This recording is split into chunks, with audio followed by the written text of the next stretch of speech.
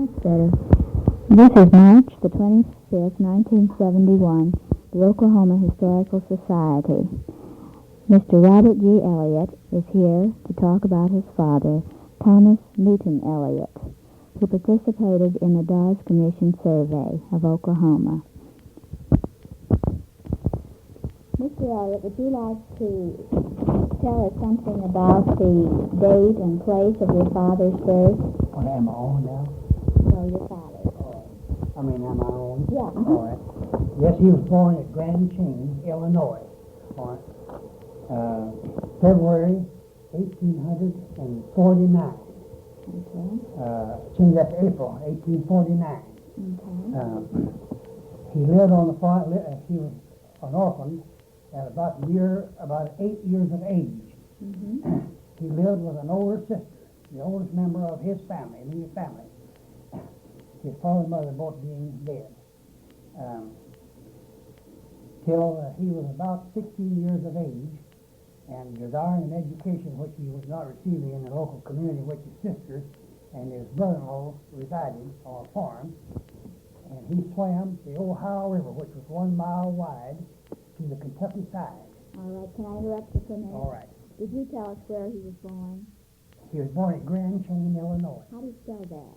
G-R-E-D, Grand, like lake. Yeah. C-H-A-I-N, Chain, Illinois. Grand Chain. Is that on the river, or is that...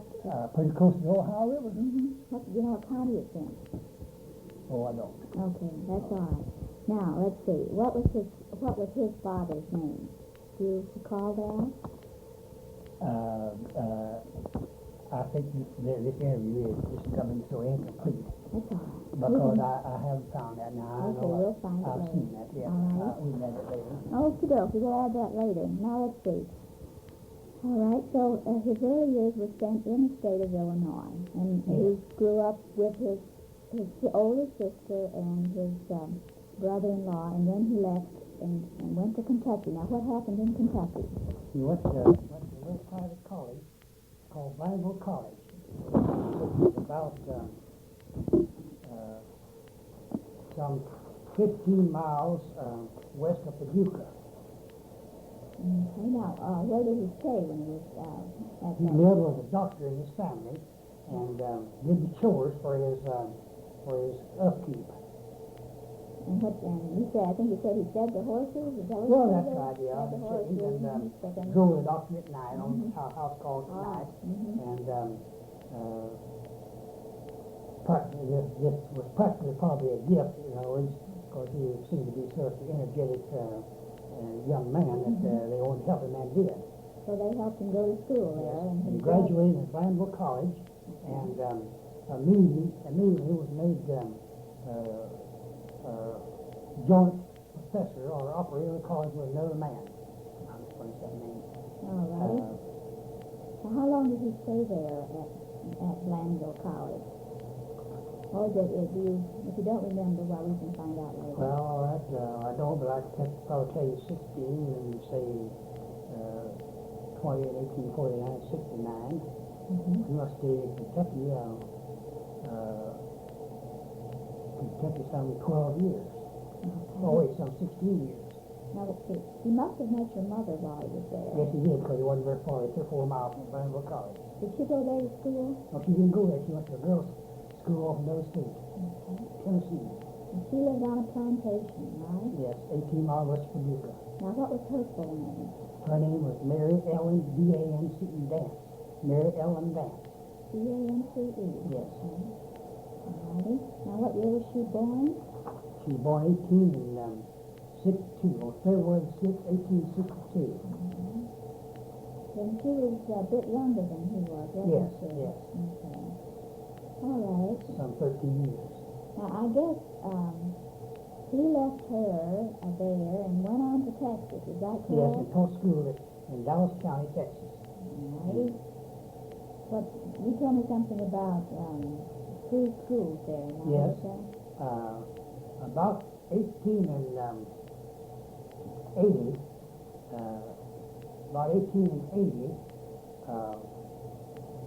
they opened the first free schools in Texas And he taught in Dallas in one of the several, but limited, where it is now, free school in Texas.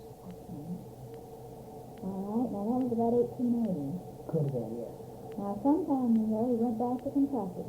Well, let's see, 1880 Christmas.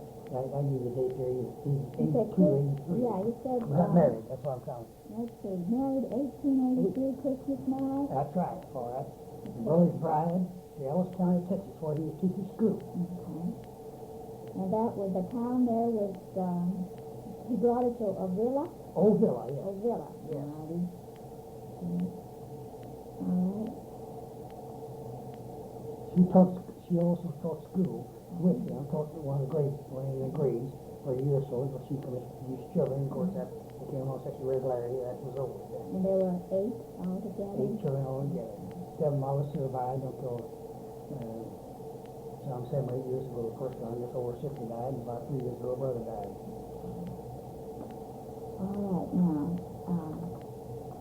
when did your father take up surveying? Because that's what's going to be important later on now.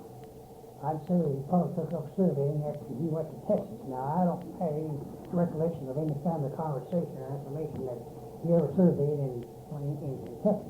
Mm-hmm. But he bought this little compass, which is on display with the Historical Society.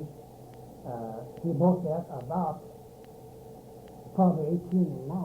Mm-hmm. And that is give or take.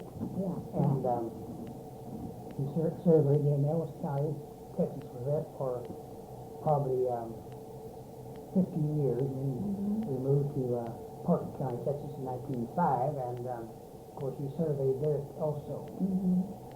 Now on this, What kind of surveying did he do in Ellis County? more farm surveying and roads, you know, they were laying out, County Commission laying out roads, you know. Right. Now, you And, said he was teaching school, so how could he do both? Well, he did that in summertime and on Saturdays. And on Saturdays. And that black land of Texas, not at that time, but wasn't very long, it's selling $500 an acre.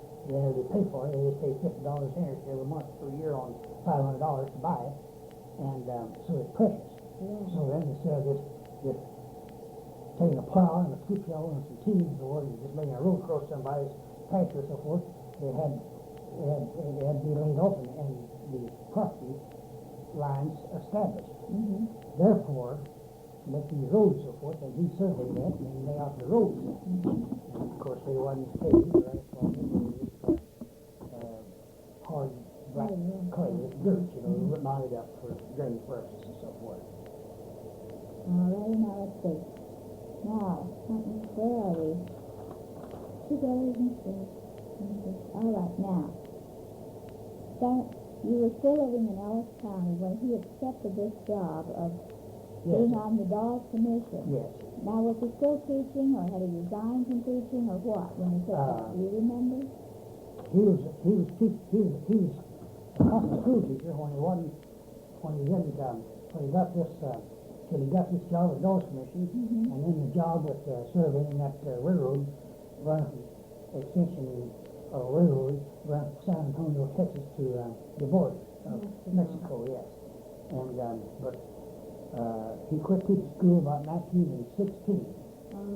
So this Dawes Commission was done before he was still teaching? About 1900, 1902. Did he take some time off from teaching, or was it done during the summer, or how? Oh, that was a full-time job. Mm-hmm. He was gone a year. Okay, he just... Gone a year, and then he came home, and he went back. Okay. Now I'm remembering a little bit better, I guess. He went back, and the second trip, he took fever, and was at Stonewall, Oklahoma. But when he nursed him back to health, and then going home. All right, now the second question there is, do you have any idea why he accepted the commission to be transit man? He just wanted to... Well, because it paid so much better. He got $100 a month. In 1900, that's equivalent to $1,000 now. And he would get $50, $60 for running a 200 pupil school. Oh, well, As there's principal, a you know. big difference, isn't Yes, there? it was. Mhm. And then I'm going to assume that he got it. All right, we were discussing before the phone rang why he accepted the commission. You know, telling me about his salary. I believe it says on that commission that $100 a month. Okay, I remember It said that. Transcript man from Texas. Didn't say where. You say where? Okay, now he's accepted his commission and he's ready to come to Oklahoma. How did he get here? Presumably he rode the MK&T, Missouri, Kansas, and Texas, out of Waxahachie, Texas, through northeast Texas to Muskogee and all up in Missouri and St. Louis. Mm-hmm. And presumably that's how he got there. Okay. And but he did, I believe he did start his actual surveying south of Tulsa. South of Tulsa? Yes, in Creek County, I believe. I've heard him talk about Sapulpa. Uh-huh. And there must be some kind of a special marker or something from which that survey began then? probably very likely. Oh, we could find Now, I out. think this survey was a second survey, a correction survey. Let's put it that that's way. a good Let's put it that way. Mm-hmm. And why did they have to make a correction survey? well, that thing will be on tape. I think by the way it was lack of knowing how to do the job, and that's not the word, but the ability, and probably being swayed by human emotions and the people talking to him and so forth, and who had settled there, just squads, you might say, and that could have been it. But I'm pretty sure that this Dawes Commission at about 1900 was a resurvey. Of the same area, to get the same correct. Yes. Okay, now. That's born out of the fact that by my memory, which is down to 70 years or more, was that they had to change a lot of the survey lines and stone, cornerstones and markers, we'd say, so forth. They were incorrect, and this was accepted. This survey made by, now he wasn't the only surveyor. This wasn't the only surveying party. It had several of them. Several of them. How many I don't know. It was multiple number of them, 5 or 6 maybe 10. I don't remember. Well, I just really don't know. But their survey was accepted by the Department of Interior. All right, now It's incorrect. That's correct. Now, and that survey stands, as far as I know, today, the law of the land in any territory. it's based on that survey. Yes, And that's so right, it's very important. But now you used the right word. I think the baseline was near Sapulpa. That's Sapulpa, Keeper somewhere in there, in some place that he started there. And I just don't know whether he surveyed in Muskogee County, or at least in the city of Muskogee. He surveyed the western part of it, but he got as far as Stonewall in Pontotoc County, and probably very likely when the mother came down and to protect the illness of some 60 days or fever, that he never did return. I just don't know. Yeah. Okay, now, we were talking about a typical day, or a day in the life of a surveying crew, and you were telling me how they moved from place to place, and where they lived, and how they lived. Do you want to talk about that? Yes. This survey team, or crew, had X-men to go ahead and cut the underbrush and clear the way, and clear a path that would be somewhere near what the surveyors thought it would be, it should be, and so forth.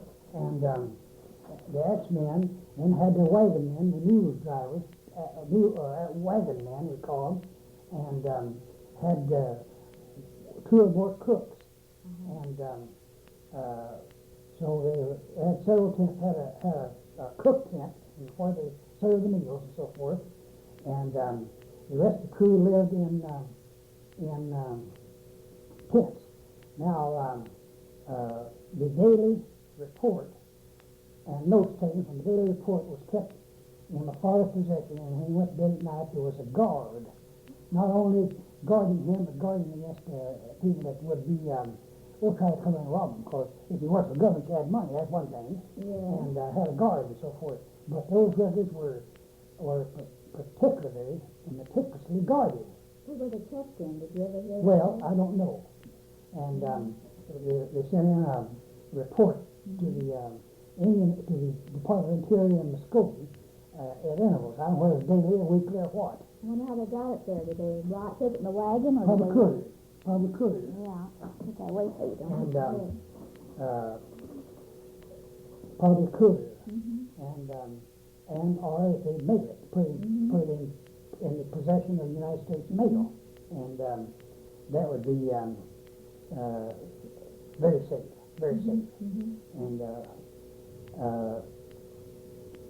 well then there'd be about 4 men sleep in a tent on cots and have wooden floors, and now my father had a tent of his own. He stayed by himself in tent. Why I can't give any reason, but I won't manufacture something otherwise, and so forth. But he had a tent by himself and so forth, and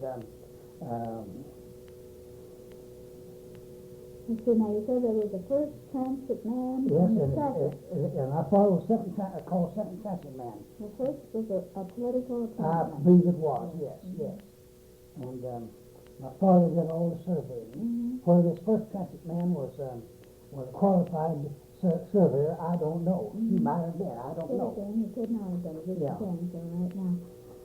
Okay, now did he ever, let's see.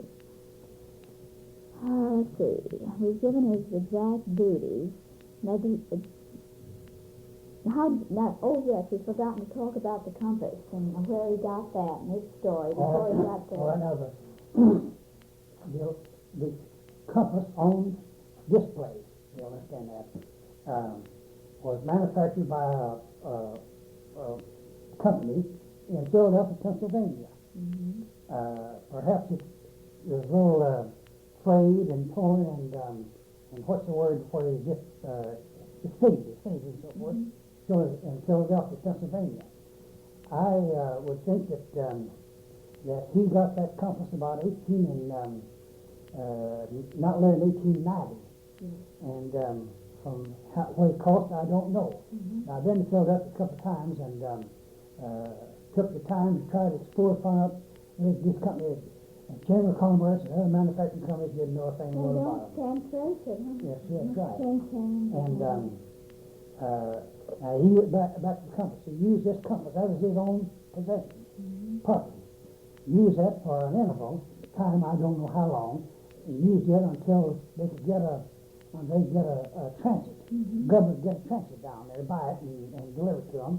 And the transit was far more accurate, but this compass just exactly because it had the brain power and knowledge and know-how of its user, my father. And but that wasn't very long. Then I got there. And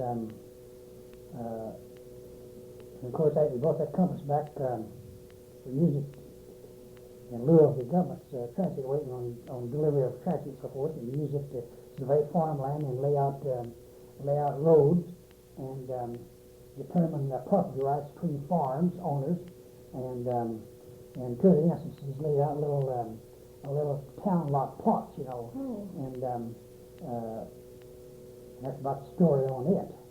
It was used in Parker County too, then, I presume. Yes. And then when you were helping your father. That was 1905.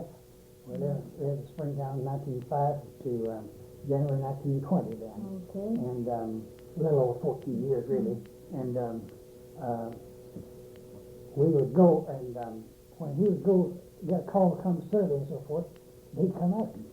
In first early years in a horse and buggy or what we call a hack, would haul 4 to 6 people. Sometimes a wagon. They were not to do this. Only then later on a few times automobiles came about 1914, 16, then it was a lot of people have automobiles, come and get an automobile. Well, we'd go, we'd take the transit and the tripod which the transit sits on, and the rod or a staff thing that had out here to side on, Yeah. and then a chain, a brass chain. You have one by some relative or Yeah. survey or something or other. I don't know whether he was a survey or not. And 62 feet, I think it was. And then we had iron, iron stobs. That's not the word. Pegs, I guess you call them, and be about a foot and a half long, and curve handle. And then if there were 10 of them, the problem was 12. A Bruin stayed just under the compass, on the surveying instrument, and then they'd survey out 62 feet and put one with a green or white, white. I say blue. I meant each one of these things had a little piece of cloth on it. Oh, yeah. And then the one at the end of the 10 now 665 some odd feet, or so many rods. Why then that was red. That meant out. Now the way that the surveyor, the little survey team, which comprised of the person that had hired him and his boys, and or the neighbor who they were deciding the property lines and so forth. You take the ones that you rely upon, and one that goes forward by way, and the end of the chain, he say, this end here would say stick, and he'd do the chain forward, and then we got there, and got his chain all straightened out where he saw it stuck. And then they move on. That's the way it did, And the surveyor didn't move every time till the horse had stuck. He'd survey down 3 feet south of a fence post, or a post oak tree, or some sort of a small tree or something like that, immovable object. Yes, And then that'd be a quarter mile away maybe. And the way you survey land, you survey it and you cross survey it at hypotenuse, and they call it triangulation. Yeah, right. Triangulation, and so be very accurate. Well, we finished the survey in a few hours. May last till middle of the afternoon. We'd eat dinner with one of the families in which had employed us, and would go home then, and he'd take about a day to rest, and then he would make out a graph and plot and so forth, deliver it to this man. Now he received anywhere from $10 to $15 for surveying, and farm labor was only $1 a day, and he worked with money, got $15 a month, $20 in the summertime, and school teachers worked for $50 a month, but that seemed like $10 to $15, and these $5 was thing, but they had to have it. It was technical knowledge. Who could do that? Right. But an experienced surveyor.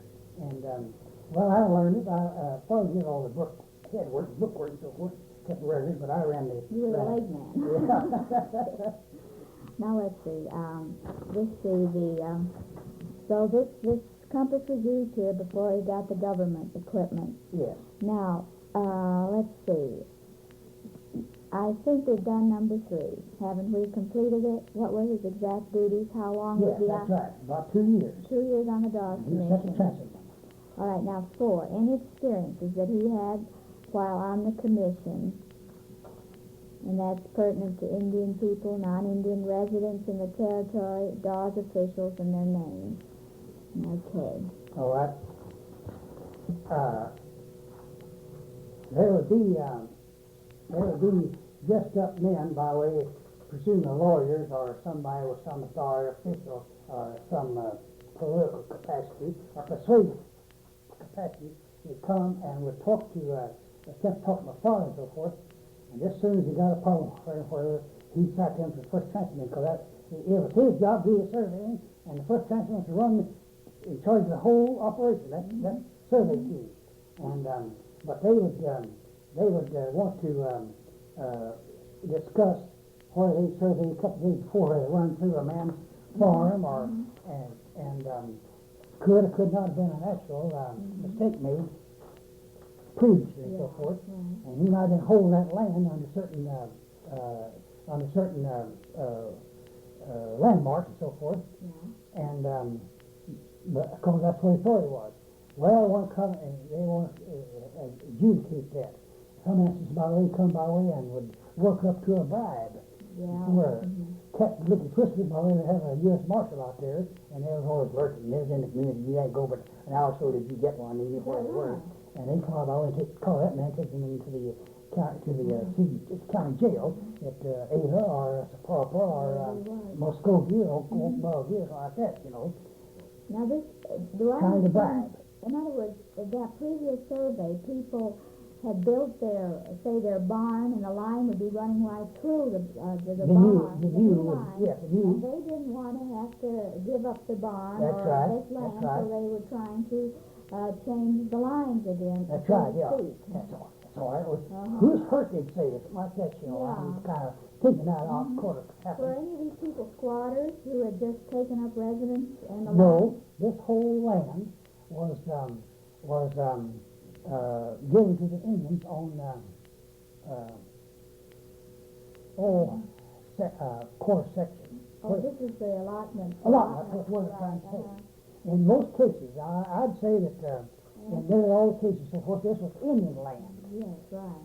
Now, white men that married the Indians or had gotten in with the tribe, not the whole tribe, but a little individual groups and so forth, and won the confidence and so forth, and he became the political say-so, yeah. And he'd operate for them and so forth, so they'd give up some of their monthly allotment they drew, or money if I was up to, and he'd collect off of them and so forth. But there's many non-Indian residents in the territory where were married, white men married to Indian girls. And they used that marriage, by the way, not as what marriage really means to a couple, but he used it, by the way, for his own financial benefit. And sometimes these Indian girls were dispossessed. You couldn't dispossess them legally, but they didn't know it, and men would take charge of her, and she would just kick her out, and she'd go back to her folks and go marry somebody else. You know, all funny doings. That's the way my father records it. There brought the information back and so forth. And now, those officials, and I don't know who they were or their names. That's number 4. You're talking about some Indian chiefs that your father had their confidence. Yes, You said he was a gentleman. Yes, he was. Very understanding so forth. Now, I read on Choctaws out here, and who the chiefs were and so forth, and I have, in reading out here and other information and so forth, that the Indians were, the chief appeared to be an educated man. Probably didn't go down back to Pennsylvania to the Indian college back there, and like Carlisle, but they were gentlemen, and they could go to Washington, and they had and they made an impression upon the Congress. They'd go back there and they plead the needs of their people, and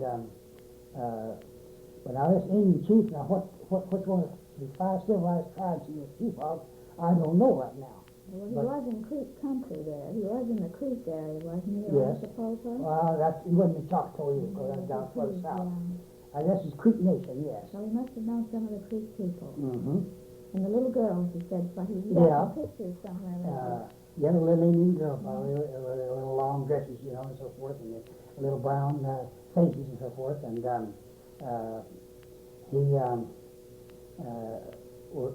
somewhere or another we have pictures of so the children gives their names, and the daughter of Chief so-and-so. I hope you can find them. I'll try to make a determined effort to try to give you all the information you can to use it and so forth.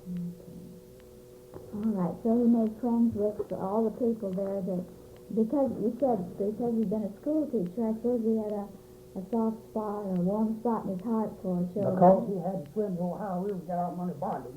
Yes. And then go into strange territory. It wasn't more than 50 miles, but that far. But of course, a mile-wide river to get an education. Well, then he had a soft spot for anyone that needed education, needed help. Always did. Always did. That's right. All righty. Now let's see if that's true. Let's see now. How old were you when your father died?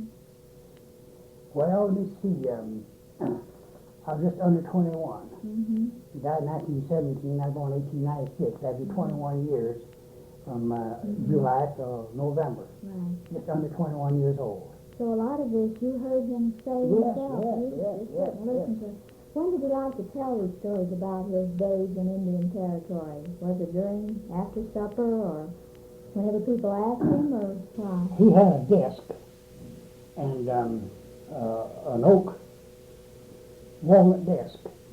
And his desk and so forth, and where he kept that thing was, we children weren't allowed to probably go into it, but he'd be sitting there and his desk working on intricate problems of mathematics, and he always had some child hanging on his leg, or hanging on his forepart of his leg, right up in his face and so forth, and he's very gentle. He'd stop and talk to him and so forth. Now, as when he told about these incidents, I just don't know, because he just didn't open up and make a public display of it and so forth. But you had to, well, I won't use the word persuasion, but you had to talk to him by way, and then he'd tell about it and so forth. And he was very slow talking and using his brain instead of his mouth so much, and so it'd be accurate. Yes. He was a deeply religious man, deeply religious and so forth. And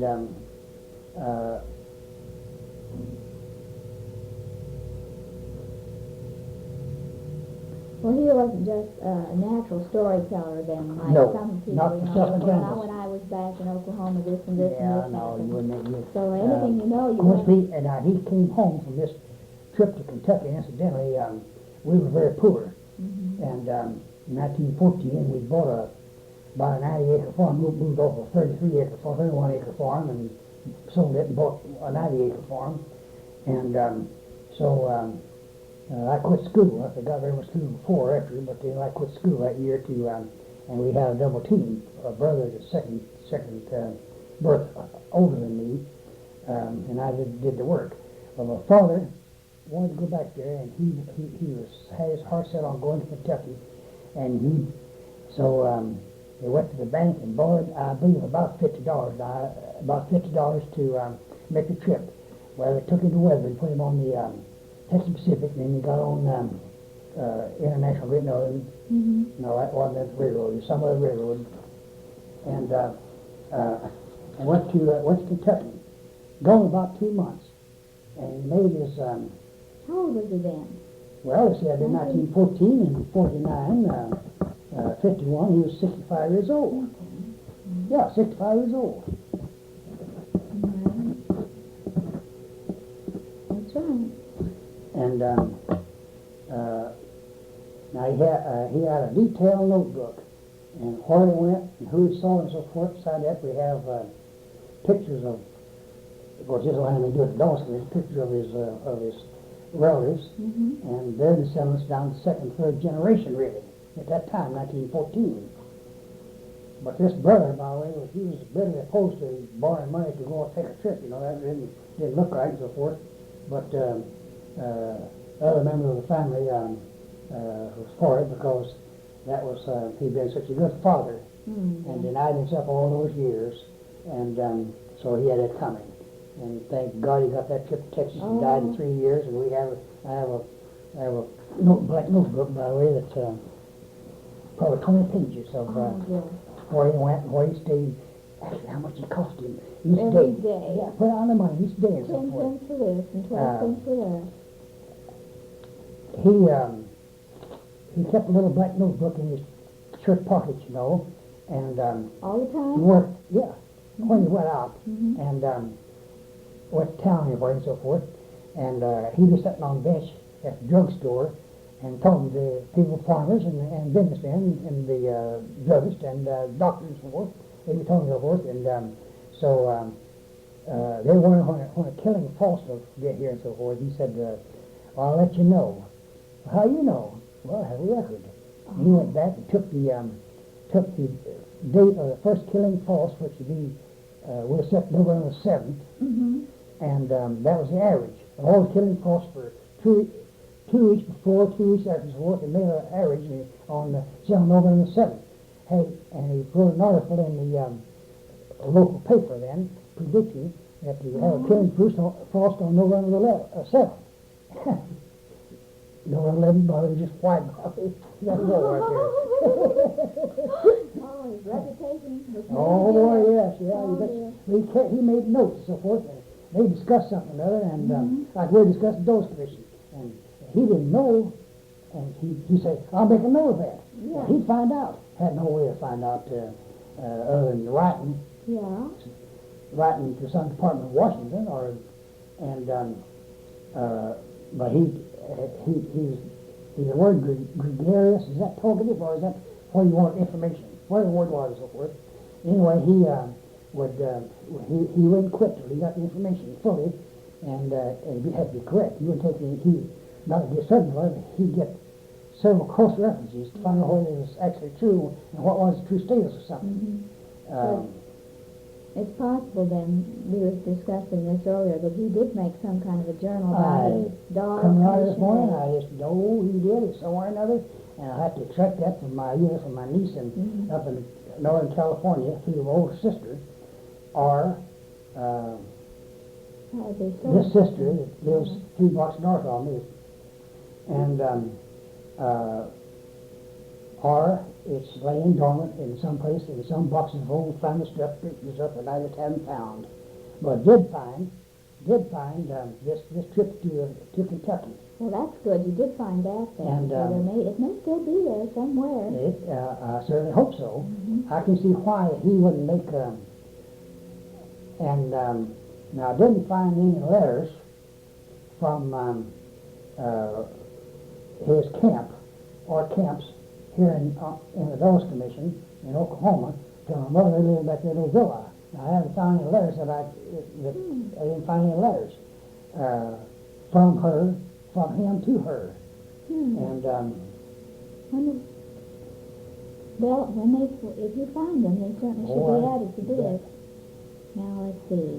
Now I don't think that this is pertinent to essential and so forth, but you spoke about my brother. Well, I just talked about one brother that I go talk to you and so forth, and he knew never less than nothing. So his sister lived in Oklahoma City, and both of them knew about this railroad survey, which came later. I don't know, came later.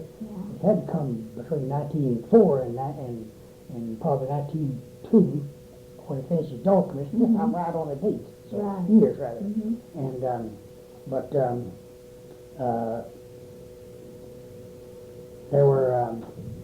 there was 2 girls and 5 boys. And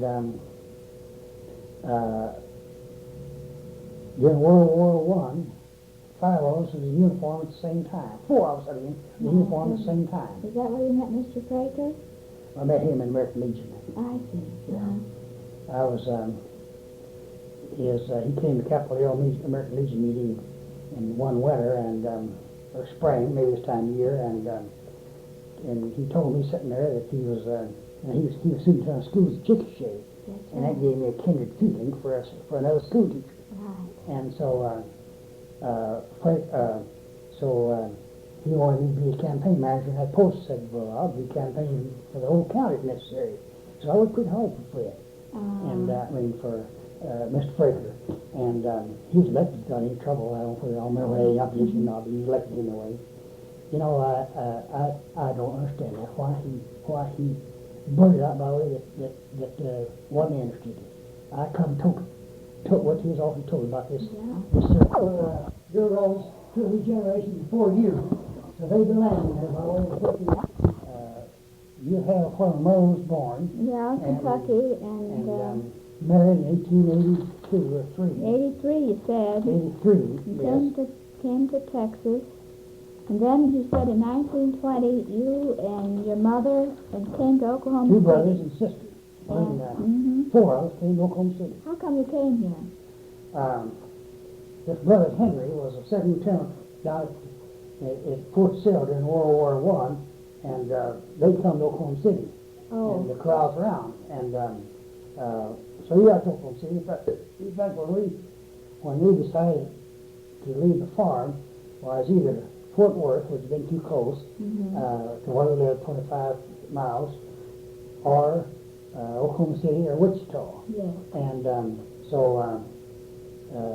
probably more than anything else, there was a friend of his that was about 1916, was in the Army with my brother out in California. And but since that, after that, he had been discharged, living in Oklahoma City and ran a grocery store. Oh, I see. And Henry found him, and so that just, That's I guess that was right. really the deciding factor. Okay, that brings us up to date now. Let me see now. This concludes the interview with Mr. Robert Elliott.